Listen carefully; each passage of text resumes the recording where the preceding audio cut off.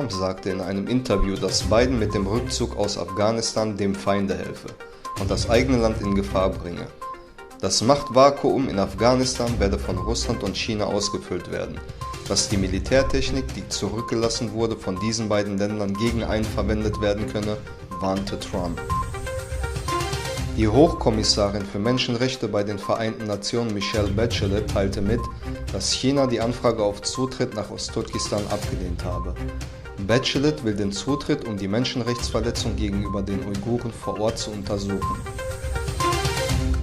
Das japanische Außenministerium hat seine Bürger in Südostasien gewarnt, dass laut Beamten und lokalen Medien die Möglichkeit von Terroranschlägen in der Region besteht.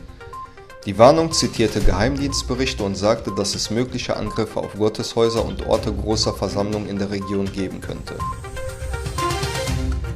Die Erderwärmung könnte laut einem Weltbankbericht bis zum Jahr 2050 rund 260 Millionen Menschen zur Migration innerhalb ihrer Länder zwingen. Nordkorea hat nach eigenen Angaben eine neue Langstreckenrakete getestet.